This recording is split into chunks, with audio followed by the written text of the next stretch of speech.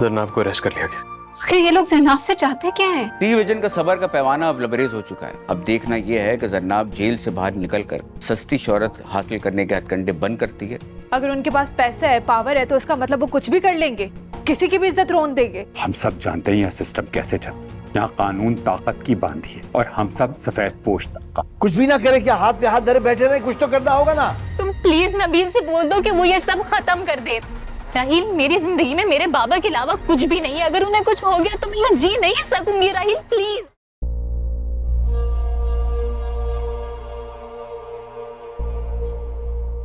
भाई आ गए आप?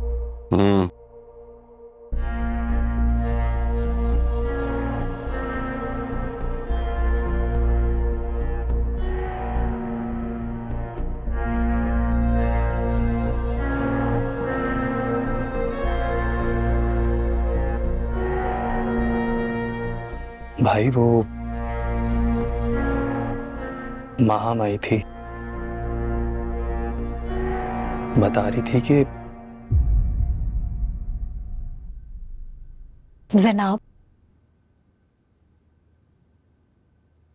आप जितना वक्त भी लेना चाहें ले सकती हैं, हमें कोई जल्दी नहीं है। अब जब कंफर्टेबल हो हम तब बात कर सकते हैं। पिछले कई महीनों से मुझे ऐसे लग रहा है जैसे मैं अलग ही दुनिया में रह रही हूँ। हर वक्त दिल में घबराहट रहती है, रात को नींद नहीं आती, सोया ही नहीं जाता। ऐसे लगता है जैसे कोई दरवाजा तोड़ के अंदर आ जाएगा।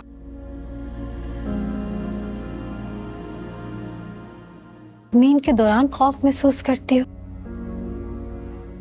जी,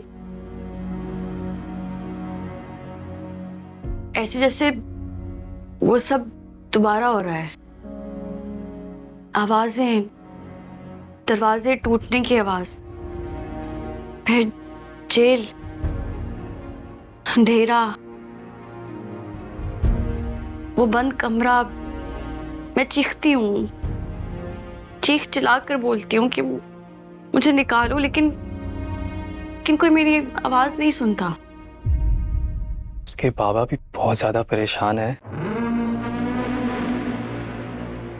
वो ना ही वो ठीक तरह से सो पाते हैं, इसी परेशानी की वजह से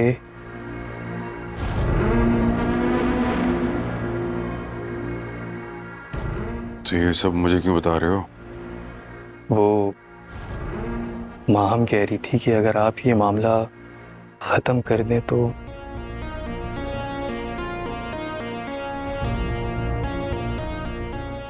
माहम कह रही थी कि तुम्हें इश्क मुशुक का कीड़ा काट रहा है। पहली बात तुम्हें समझना होगी कि माहम की बड़ी बहन ने तुम्हारे भाई पर केस किया है। वो तुम्हारे भाई को अदालत लेकर जाना चाहती है और यहाँ पर तुम्हें उसके बाप की पड़ी हुई है कि वो सो नहीं रहा।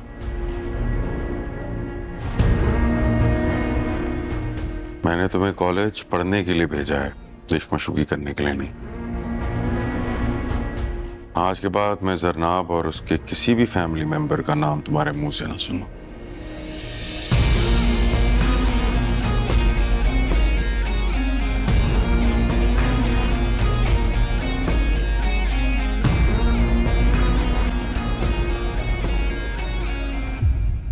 तो जनाब, आपको क्या लगता है ये सब बचपन में कैसे शुरू हुआ?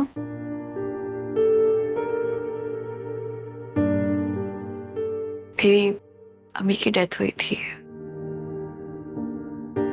जब उनको घर लेकर आए तो मैं छोटी थी काफी। मैं डर के स्टोर रूम में संदूक में जाके छुप गई। थोड़ी देर बाद रियलाइज किया कि संदूक बंद हो गया है, खुल नहीं रहा। मैं बहुत चीखी चिल्लाई, लेकिन किसी ने आवाज ही नहीं सुनी। थोड़ी देर बाद जब मुझे आके संदूक से निकाला तो अम्मी को दफन कर चुके थे। बस तब से किसी भी बंद जगह पे जाती हूँ तो खौफ आता है। So sorry. और ऐसे टाइम की चीजें इंसान भूल नहीं पाता, याद रह जाती है।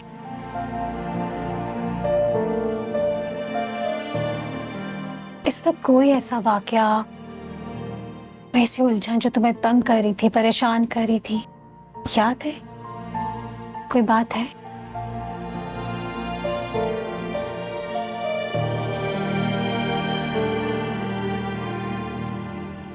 मैं जॉब करती थी, बहुत अच्छी कंपनी थी, मेरी पोजीशन भी बहुत अच्छी थी, मगर नबील मेरा कॉलीग, ऑफिस में वो मुझे बहुत तंग करने लगा था। आते जाते मेरी बॉडी पे, मेरे काम पे, हर चीज पे कमेंट्स पास करता था। मैंने उसको रोकने की कोशिश की, गुस्से से, प्यार से समझाया, यहाँ तक कि शिकायत भी की, लेकिन उसके कनेक्शंस बहुत स्ट्रांग थे, तो कंपनी ने और बाकी सबने भी उसी का साथ दिया और मुझे फायर कर दिया। उसके बाद मैंने सोशल मीडिया पे आवाज उठाई। मैंने एक पोस्ट लगाई थी अपना एक्सपीरियंस बताते हुए। वो पोस्ट काफी वायरल हो गई, लेकिन उसके बाद तो जैसे क़यामत ही आ गई। गालियां, लोग रोड पे मुझे रोककर बुरा भला कहने लगे। फिर पुलिस आई, मेरे बाबा को धक्के दिए उन्होंने, मुझे भी घसीट के वो जेल ले गए, जैसे कि मैं कोई मुजरिम हूं। आपको क्या लगता है, आपने कुछ गलत किया है? पहले नहीं लगता था कि गलत किया, अब हाँ फील होता है। और अगर फील होता है तो जिंदगी के बारे में क्या सोचती हूँ? यही कि अगर यही जिंदगी है तो इसका फायदा क्या? मतलब अगर ऐसी ही जिंदगी गुजारनी है तो मुझसे नहीं होगा, मुझे नहीं करना। यानी आपको सुसाइडल थॉट्स आ रहे हैं? ऐसा नहीं है कि मैं खुद को कोई नुकसान पहुंचाना चाहती हूँ, बिल्कुल ऐसा नहीं है, लेकिन मैं बस ये सोचती हूँ कि क्या जिंदगी की इतनी वर्थ है कि उसको जीने के लिए इतनी बड़ी कीमत चुकानी पड़े। कोर्स जिंदगी की बहुत वर्थ है। अब अगर सिस्टम ने या कुछ लोगों ने तुम्हें कमजोर महसूस करवाया है, तुम्हें बैड फील करवाया है, इसका मतलब ये हरगिज नहीं है तुम्हारी कोई वर्थ नहीं है। तुम्हारी वर्थ है। देखो जनाब, आप एक के बाद एक बुरे एक्सपीरियंस से गुजरे हो, जहां बहुत सारे लोगों ने आपको खामोश करवाने की हर मुमकिन कोशिश की है। अगर ये सब कुछ किसी और इंसान के साथ होता तो उसके नर्व जवाब दे जाते। देखो जनाब, अभी कुछ भी कहना तो ठीक नहीं है, लेकिन मुझे ऐसा लगता है कि आपका जिस्म और दिमाग इस सारे ट्रॉमेटिक एपिसोड्स को सही से एब्सॉर्ब नहीं कर पाया है। इसी वजह से कोई भी बंद जगह या कोई ऐसी जगह होती है तो आप उसी सिचुएशन में चली जाती हो।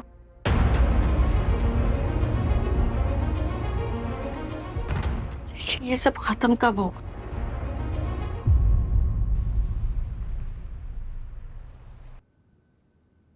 चलो भाई, गरम गरम चाय आपकी आ गई, मेरी आ गई। हाँ भाई, क्या बना तुम्हारा? नाजिश बता रही थी तुमने एक आध जॉब के लिए अप्लाई किया। किया था। क्या हुआ फिर? जवाब नहीं आया।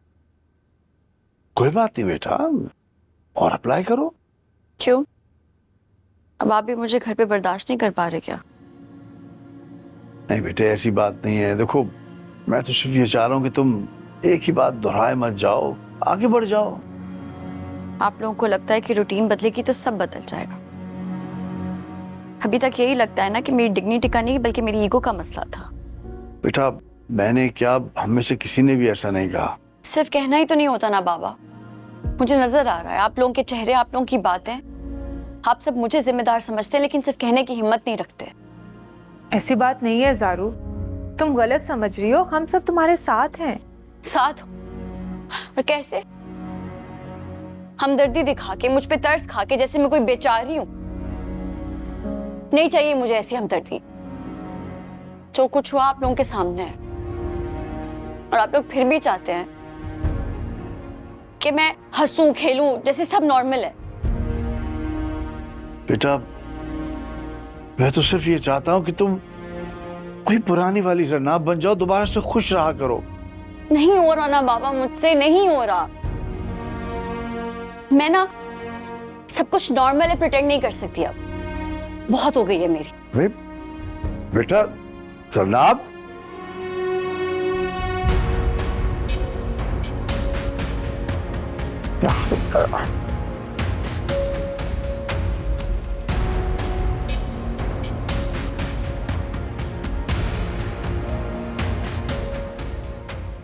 हो गया, इसको समझाओ तो।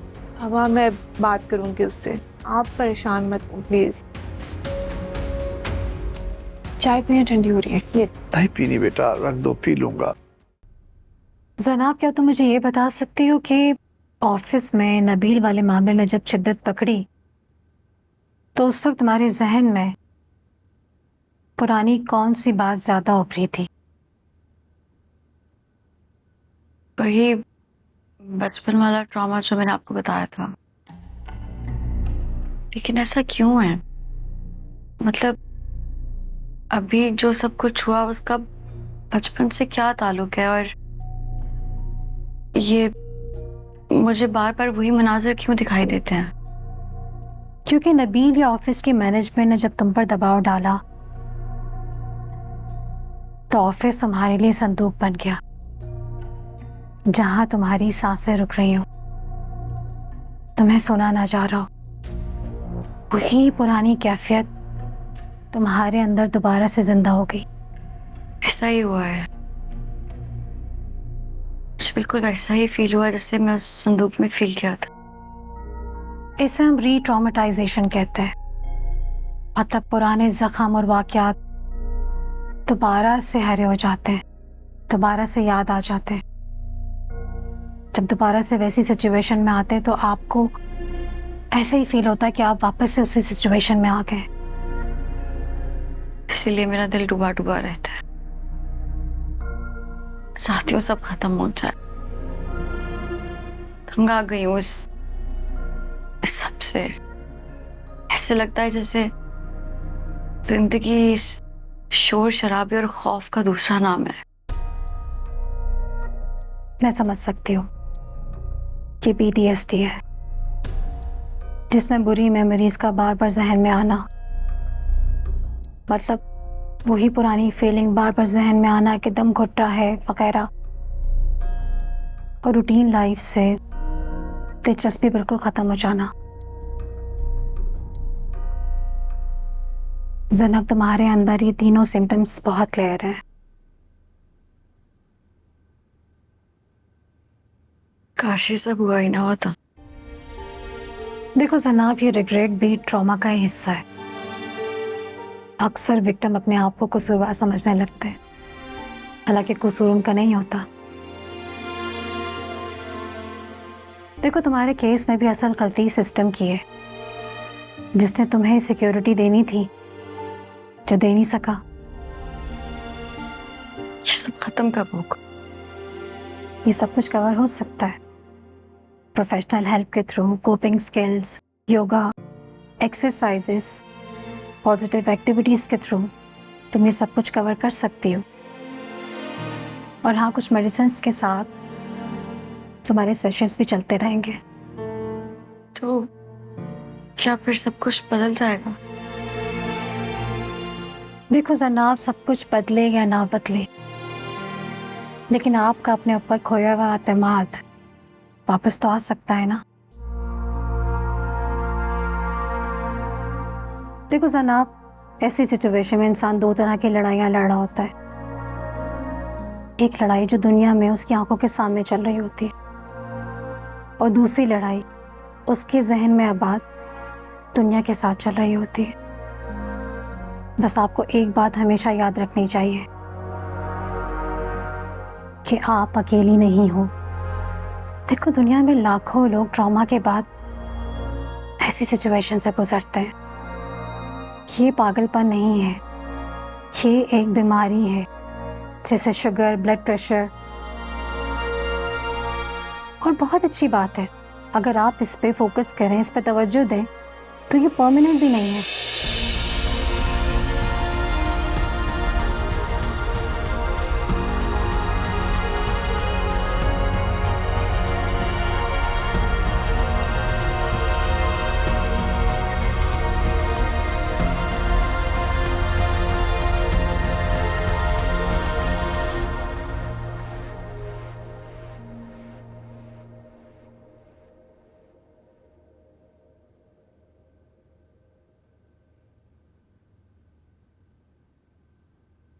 बाबा। हाँ, अस्सलाम वालेकुम। आओ आओ। कैसे हो बेटा? बाबा, कल रात मैं सही से सो नहीं सकी। यही सोचती रही कि इतनी सी बात पे मैंने बिला वजह गुस्सा किया।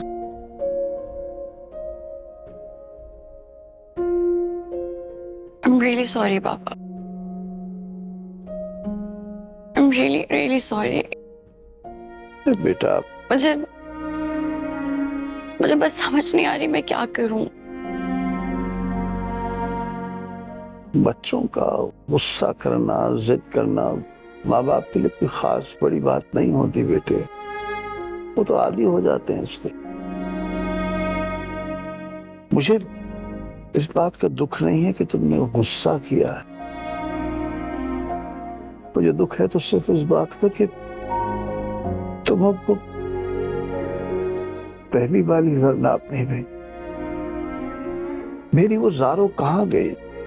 हर वक्त हंसती बोलती रहती थी, जिद भी करती थी तो हंसते बोलते हुए। तुम्हारे चेहरे से वो रोशनी गायब हो गई है बेटा, खुशी चली गई है। बस यही चीज मुझे बहुत परेशान कर रही है। मुझे खुद नहीं पता वो कहाँ गई बाबा। अंदर से बहुत टूट रही हूँ मैं। सिर्फ तुम तो नहीं टूट रही हो बेटा, हम सब टूट रहे हैं। तुम्हारी बहन बहुत बहादुर बनती है ना, बढ़ बढ़ के सबके मसले हल कर रही होती है, लेकिन मैंने उसको देखा है छुप छुप के रोते हुए, आंसू बहाते हुए। और छोटी, उसका तो मिजाज ही बदल गया है, चिड़चिड़ी हो गई है, बदतमीज हो गई है, किसी से सीधे वो बात ही नहीं करती। मेरा घर कहकहों से भरा रहता था, अब तो सब चीज बिखर रही है। खाने को दौड़ता है मुझे। के लिए बोझ बन गई ना, आपको सुकून दे पाई ना। नहीं, ऐसे मत कहो, बिल्कुल बोझ नहीं हो हमारे लिए। तो हमारा सुकून हो, हमारा चैन हो, हमारा हिस्सा हो। हम तुम्हारे साथ हैं। मुझे इस बात का दुख नहीं है कि लोग क्या कह रहे हैं।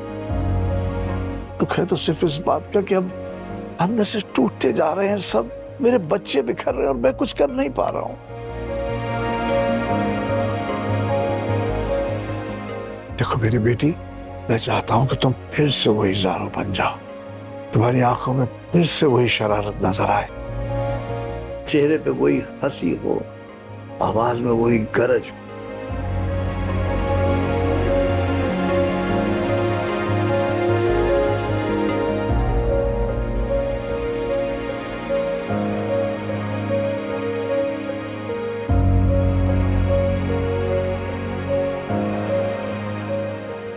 नाजिश बेटे, मैं जरा बाहर जा रहा हूँ, अभी आता हूँ। बाबा कहाँ जा रहे हैं आप?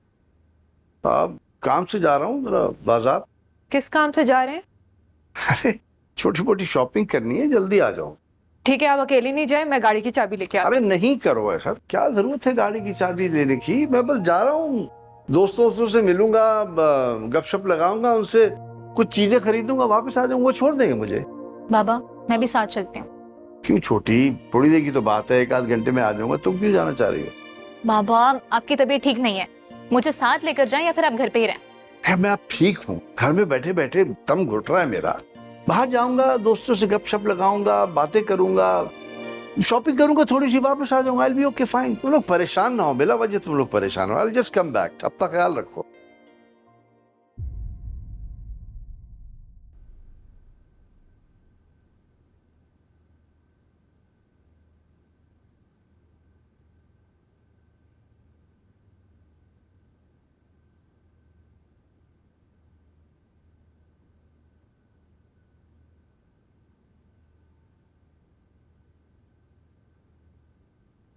बाबा कहाँ है? बाबा मार्केट गए हैं। अकेले? तुमने क्यों जाने दिया उन्हें? रात भर उनकी तबीयत खराब रही है यार। मैंने बाबा को कहा था कि मैं उनके साथ चलती हूँ, बल्कि माहम ने भी कहा था कि वो चली जाती हैं साथ, लेकिन उन्होंने मना कर दिया, कहा कि उन्हें अपने दोस्तों से मिलना है। मुझे उठा देती नाजिर, उनका ऐसे अकेले जाना ठीक नहीं है, तबीयत खराब है उनकी। सना तुम अगर उनकी इतनी फिक्र करते हो तो सब रोक दो ये। क्या मतलब? देखिए जो तुम्हारे हर दिन के तमाशे होते हैं, कभी कोर्ट में जाना, कोई केस लड़ना, ये सोशल मीडिया पर पोस्ट, रोक दो है सबको। माहम किस तरह से बात कर रही हो तुम ये? और किस तरीके से बात करूं मैं इससे? कहने दो इसे, सुनना चाहती हूँ मैं। एक ही बार क्यों नहीं कह देती जो भी तुम्हारे दिल में? जितनी भी नफरत करती हो बता दो आज ही, मुझे भी पता चले कि तुम मेरे बारे में क्या सोचती हो।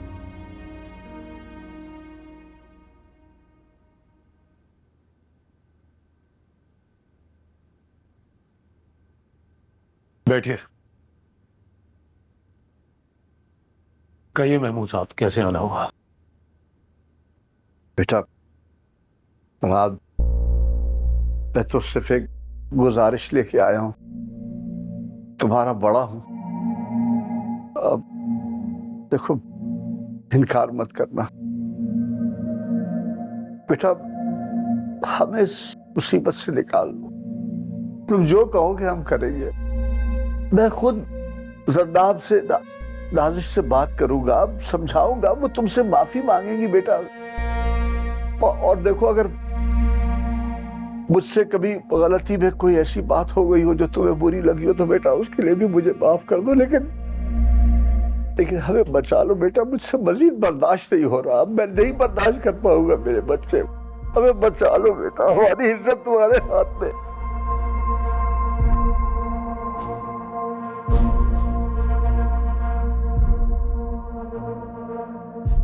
जनाब तुम मेरे लिए वो इंसान बन गए जिसने हमारे घर का चैन छीन लिया है, जिसने अपनी अना की आग में हम सबको घसीट लिया। तुम और क्या सुनना चाहती हो?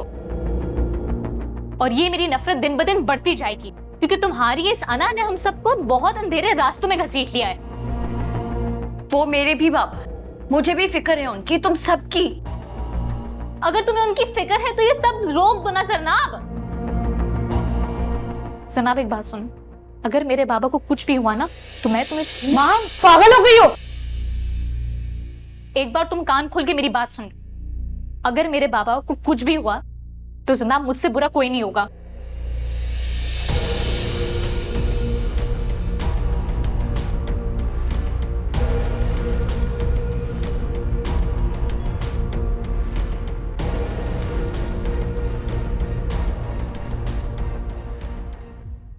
महमूद साहब, अगर आपने अपनी बेटियों की तरबियत ठीक की होती तो आज आप यूं हाथ जोड़कर अपने दामाद के सामने ना बैठे होते। आपको लगता है कि मैं नाजिश और जनाब जैसी बेलगाम लड़कियों की मदद करूंगा?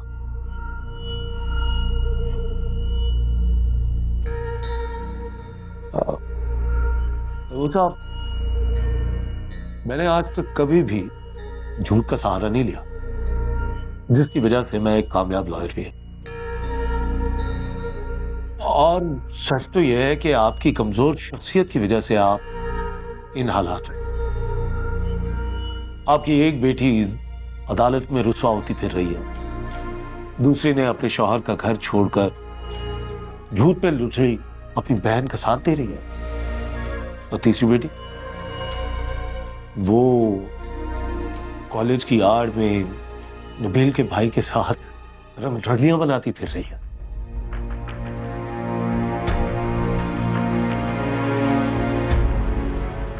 यानी एक बेटी का विलन उसी बेटी के हीरो का भाई।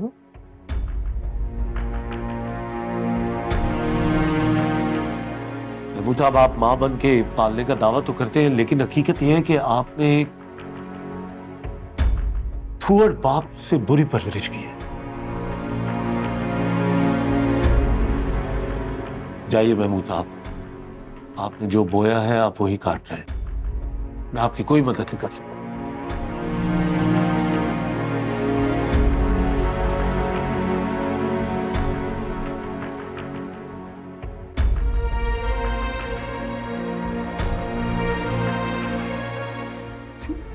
ठीक कह रहे हो तुम। मैंने सही तरबियत नहीं की होगी अपने बच्चों की। सही कह, मैं वाकई बहुत बुरा बाप। मैंने वाकई अपनी बच्चियों की बहुत बुरी तरबियत की। ठीक है, ऐसा ही हो। तुम क्यों गलत कहने लगे? शुक्रिया बेटा, तुमने मेरी बात सुनी, शुक्रिया।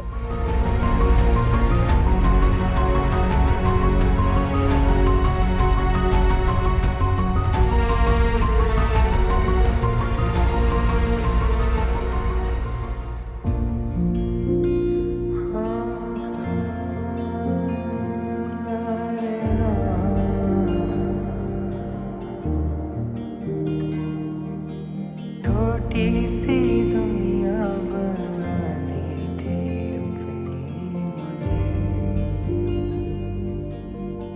हाँ,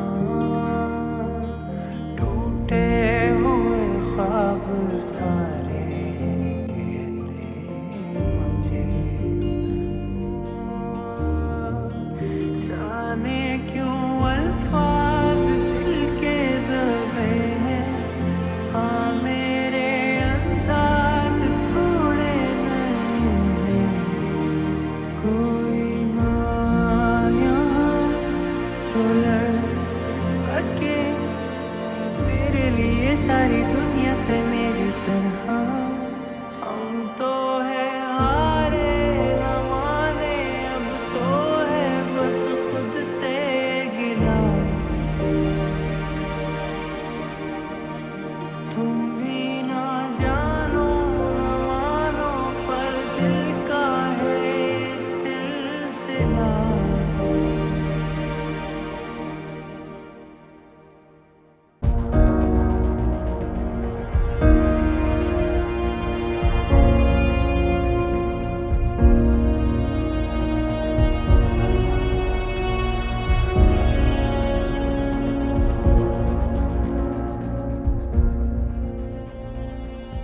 महमूद साहब, अगर आपने अपनी बेटियों की तरबियत ठीक की होती तो आज आप यूं हाथ जोड़कर अपने दामाद के सामने ना बैठे होते हैं।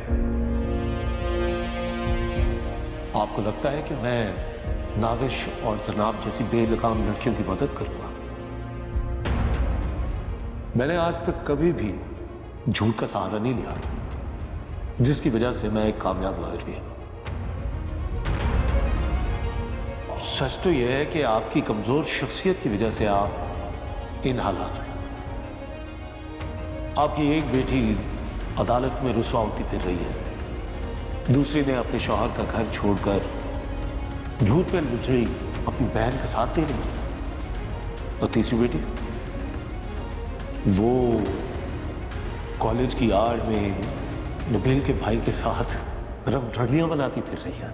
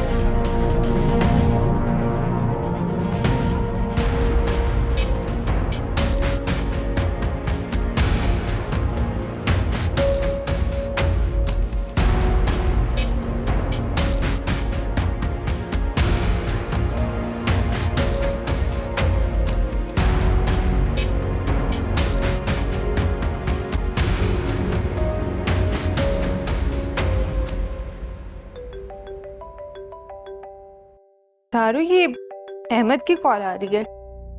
अहमद की? हाँ। हेलो, क्या हुआ बाबा को? किस हॉस्पिटल में? हम आ रहे हैं। क्या हुआ है बाबा को? अहमद कह रहे बाबा आईसीयू में है, उनको हार्ट अटैक आया है।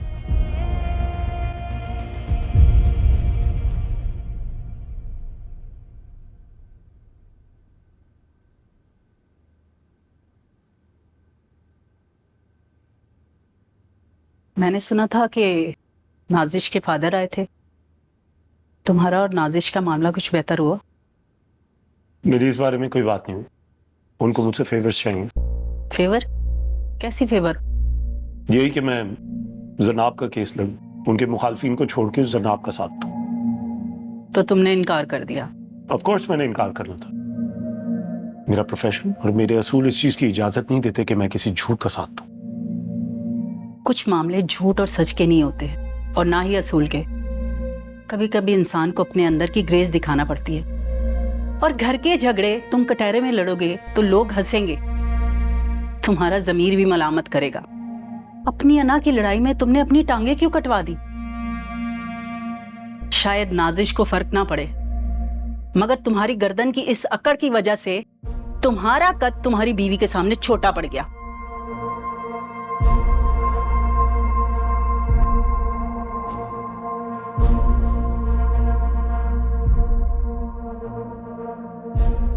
इसकी अना इसे ले डूबेगी।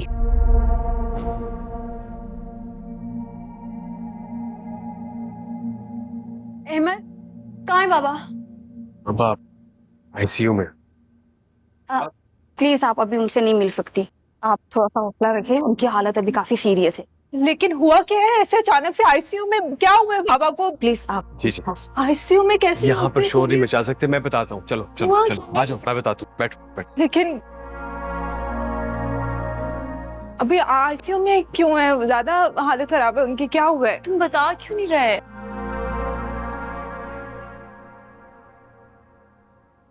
लेकिन ऐसे कैसे अचानक से उनकी हालत हो गई? हुआ क्या था? सुबह तो मेरी बात हुई है, वो बिल्कुल ठीक थे, बताओ ना। देखो, मैं तो गाड़ी चला रहा था, एक बस स्टैंड के करीब बहुत सारे लोग इकट्ठे हुए थे। जब मैंने जाकर देखा तो अंकल होश में नहीं थे। ये कहना तो मुश्किल है कि कितनी देर से वहां थे, लेकिन मैं बस उन्हें हॉस्पिटल फौरन ले आया। डॉक्टर ने क्या कहा? क्या कह रहे हैं वो? देखो, उनकी हालत खराब है। एक आर्टरी पूरी तरह ब्लॉक हो चुकी है। डॉक्टर्स का कहना है काफी वक्त जाया हो गया आने में। बस ये है कि हम दुआ कर सकते हैं, इंशाल्लाह सब ठीक हो जाएगा। बाबा, मेरी बाबा से सुबह बात हुई थी, बाबा बिल्कुल ठीक थे। तुम्हें भी तो पता है ना, सुबह बिल्कुल ठीक थे। ऐसे अचानक से कैसे हो सकता है? कैसे तबीयत खराब हो गई उनकी? आईसीयू में। बाबा ठीक हो जाएंगे ना?